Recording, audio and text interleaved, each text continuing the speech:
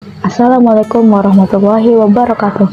Halo semua, kembali lagi dengan saya Suhaila Fitriadin di channel ini.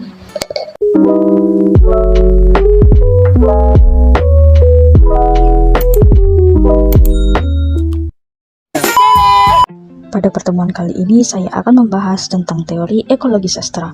Apa sih itu ekologi sastra? Ekologi sastra merupakan kajian interdisipliner yang membahas masalah dari sudut pandang ekologi dan sastra.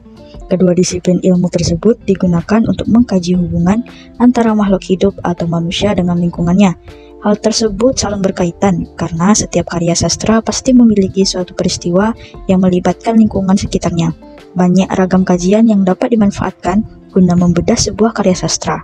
Dalam kaitannya dengan karya sastra, ekologi dipakai dalam pengertian beragam.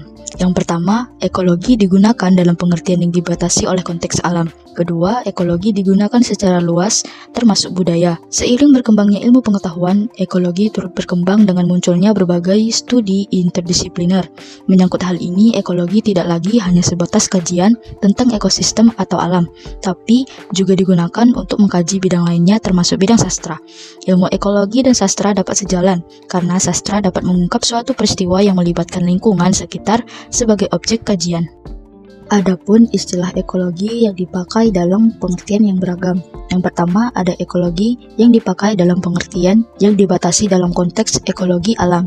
Kajian ekologi dalam pengertian pertama ini juga dikenal dalam dua ragam, yaitu kajian ekologi dengan menekankan aspek alam sebagai inspirasi karya sastra dan kajian ekologi yang menekankan pembelaan atau advokasi terhadap kerusakan lingkungan yang disebabkan oleh perbuatan manusia.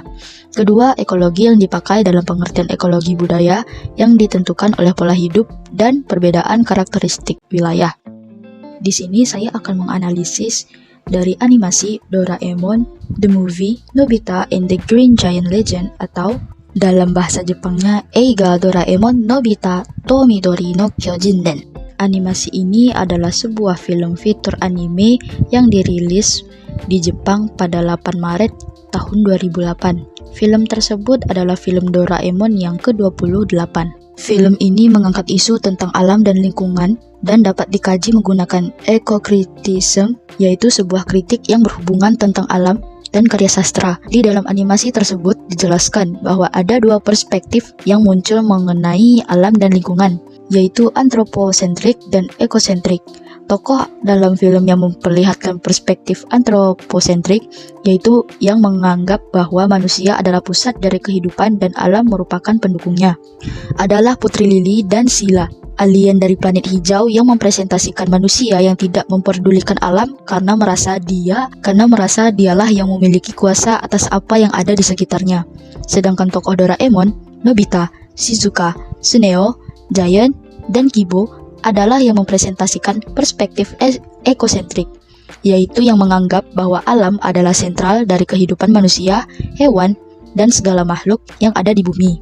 Tanpa adanya alam, ekosistem tidak akan berjalan sesuai dengan tatanan seperti yang seharusnya.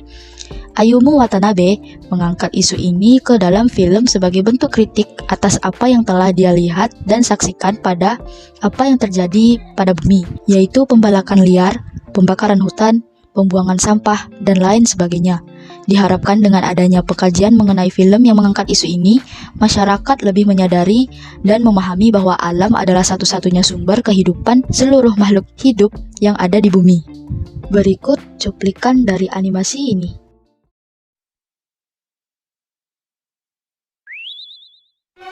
宇宙の果てに植物たちが暮らす星があった。地球人はこんなにも緑を破壊している。これが今の地球なのか。なんてことだ。許せない。すべては緑のために。植物自動苗木。その日、僕が拾った苗木から最高の友達が生まれたんだ。君の名前は木から生まれたからキモ。すばしっこくていたずらっ子だけど弟ができたみたいだね。我々植物星人は怒っている。希望を利用して地球の全ての植物を奪い取るのだ。伝説の巨人よ、今こそ蘇り緑の怒りを知らしめるのだ。あれが希望なの。こんな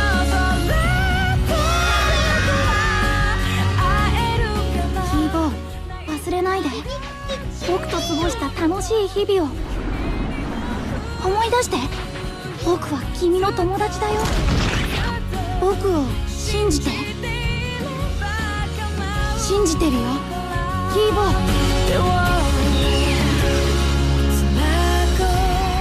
画ドラえもんのび太と緑の巨人で。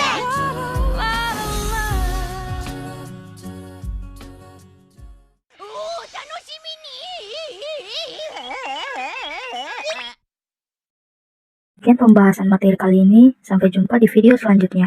Wassalamualaikum warahmatullahi wabarakatuh. 誰目とななよ売り戻せたならよ